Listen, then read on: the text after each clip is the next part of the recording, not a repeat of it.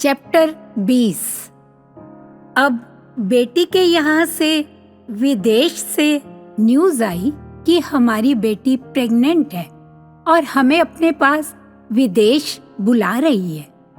जब उसका पहला बच्चा हुआ था तो उसके सास ससुर वहाँ थे।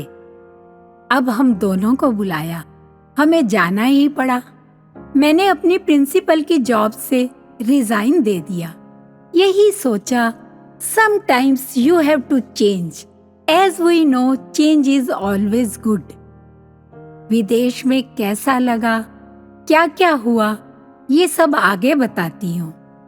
In the words of author, मैं यहाँ किसी भी चरित्र का, शहर का या किसी भी देश का नाम मेंशन करना ठीक नहीं समझती, क्योंकि मेरी दोस्त ने ऐसा लिखने के लिए मुझे मना भी किया है, क्योंकि दास्तां तो अभी चल रही है, खत्म नहीं हुई।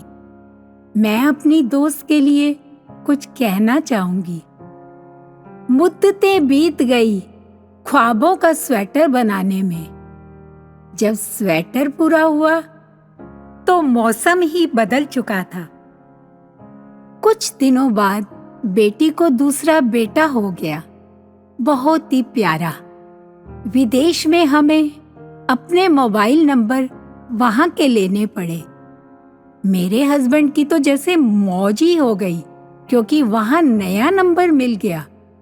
मेरे पति अपनी गर्लफ्रेंड को फोन करते थे या नहीं, मैंने तो ध्यान देना छोड़ दिया था, क्योंकि मैं तो सारा दिन बच्चों के साथ और घर के कामों में व्यस्त रहती थी। विदेश में तो सब काम खुद करने पड़ते हैं। ये तो एक दिन मैंने अपने हस्बैंड को फोन पर बातें करते सुन लिया।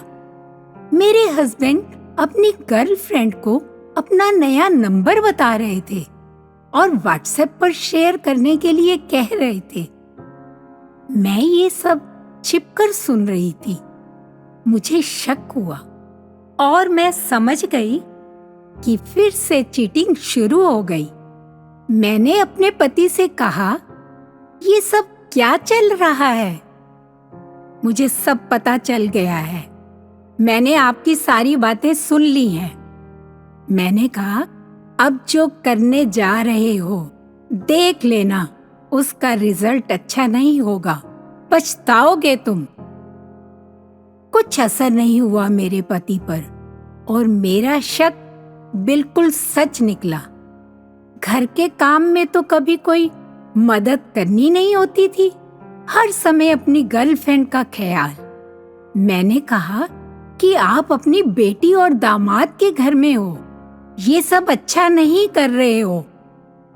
कुछ जवाब नहीं दिया।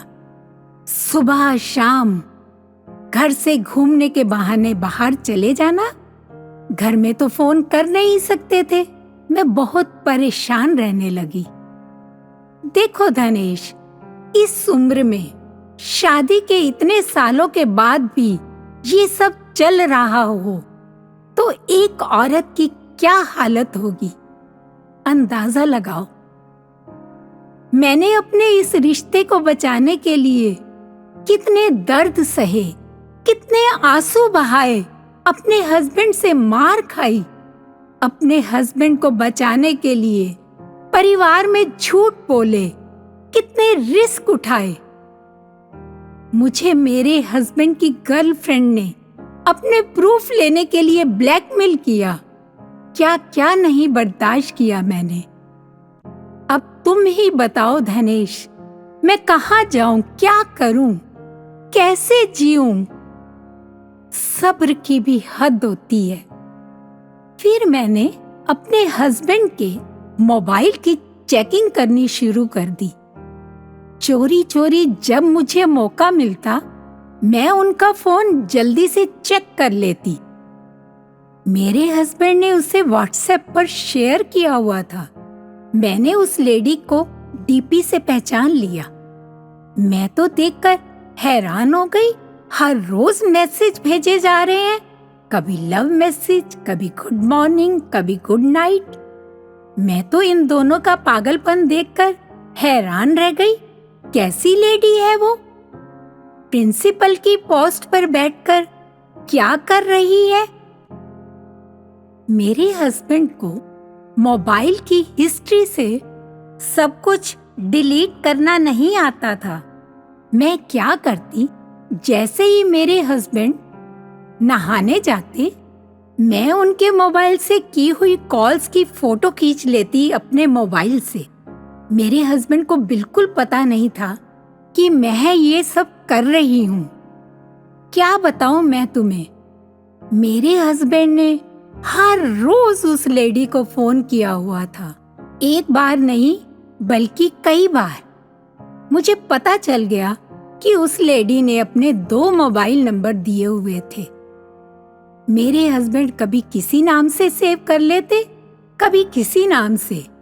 वह लेडी अगर फेसबुक पर फ्रेंड लिस्ट में आती तो पकड़ी जाती। मेरे हस्बैंड क्या करते, उसके स्कूल की साइट खोलकर उसकी स्कूल पर पोस्ट की हुई फोटोज को लाइक करते थे। मैं ये सब फेसबुक पर इनकी एक्टिविटी लॉग पर जाकर देख लेती। कभी मैं इनकी की हुई कॉल्स देख लेती, कभी नहीं देख पाती। कभी ये डिलीट कर देते होंगे। कुछ समझ नहीं आता था कि क्या करूं। विदेश में, वो भी अपनी बेटी के घर, कोई भी एक्शन लेना मेरे लिए ठीक नहीं था। एक दिन बच्चे घर पर नहीं थे। मैंने मेरे हस्बैंड से कह दिया कि मैंने आपकी की हुई चोरियां पकड़ ली हैं। देखो, आप मुझे छोड़ दो, हम बच्चों को बता देते हैं। आप जिसे अपना भगवान मानते हो, जिसकी पूजा करते हो, उसे भी कहो कि वह अपने पति को छोड़ दे और बाकी की जिंदगी आपके साथ बिताए। मैं तो इस हालत में जी नहीं पा रही हूँ, मेरा दम घुटता है।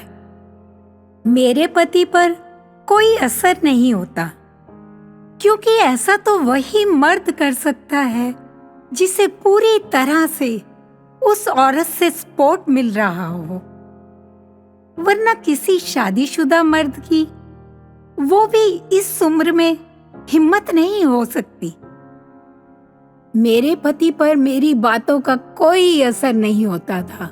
ये तो कितनी सर्दी हो, बारिश हो, इनको तो घर से बाहर जाना ही होता था उसे फोन करने के लिए। मुझे सब पता चल जाता था। जब बच्चे नहीं होते थे घर पर तो मैं बहुत गुस्सा भी करती थी, रात रात भर रोती थी। मेरे पति को सब पता है, मेरे कितने आंसू बहते थे, सब दिखता था मेरे पति को, लेकिन कभी भी उन आंसुओं पर तरस नहीं आया। ये तो अभी 2021 की ही सभी बातें हैं। धनेश, एक साल में दिन तो 365 होते हैं, लेकिन मैंने जो अपने हस्बैंड के द्वारा की हुई फोन कॉल्स देखी, वो तो 600-700 से भी ज्यादा निकली। हर महीने, हर रोज, दिन में एक बार नहीं, कई बार फोन किया हुआ था मेरे हस्बैंड ने। मेरे पास इन फोन कॉल्स की सारी डिटेल है। मैंने इनकी फोटो खींच कर रखी हुई है। उसने 2 नंबर दिए हुए थे। एक बार मैंने हस्बैंड के मोबाइल पर रिकॉर्डिंग सेट कर दी। उसमें सारी बातें तो रिकॉर्ड नहीं हुई, लेकिन जो भी हुई वो अभी भी मेरे पास है, जो प्रूव करने के लिए बहुत है। हर रोज फोन करना, मैसेज भेजना, रात को उठ कर उसके मैसेज देखना, यही काम था इनका। कुछ मैसेज की तो मैंने फोटो खींच ली थी, जो मेरे पास अभी भी है। मैं बाथरूम में जाकर अपने आप पर गुस्सा करती, मारती और बहुत रोती। धनेश, मैं तुम्हें अभी सिर्फ एक मैसेज दोनों का लिखा हुआ बताती हूँ, जो अब भी मेरे पास है। मेरे हस्बैंड ने लिखा हुआ था, झूठ कहूं तो सब कुछ है मेरे पास, सच कहूं तो तुम्हारे सिवा मेरे पास कुछ भी नहीं है। मैंने दिल में कहा, अगर ऐसा है तो आपको अपनी फैमिली से अलग हो जाना चाहिए और अपनी जरूरतें भी उसी से पूरी करवानी चाहिए। ऐसे ऐसे मैसेज से मैं क्या समझूं? बहुत रोती थी मैं, बहुत रोती थी और कहती कि मैं ऐसे इंसान के साथ क्यों रह रही हूं। मैंने कहा अब मैं चुप नहीं रहूंगी, उस लेडी को कुछ तो सबक सिखाकर रहूंगी। मैंने क्या किया, कौन सा स्टेप उठाया, मैं अगले चैप्टर में बताती हूँ। दर्द देने वाले को क्या पता कि उसने जो पत्थर नदी में फेंका है वो कितना गहरा गया है। अब लेखिका के शब्दों में, मैंने आज तक ऐसी दास्तां न सुनी है न देखी है, इतनी लंबी और इतनी दर्दनाक। मेरी दोस्त की पेशेंस तो देखो। हे प्रभु, तकदीर लिखने वाले एक एहसान कर दे, मेरी दोस्त की तकदीर में एक तो मुस्कान लिख दे।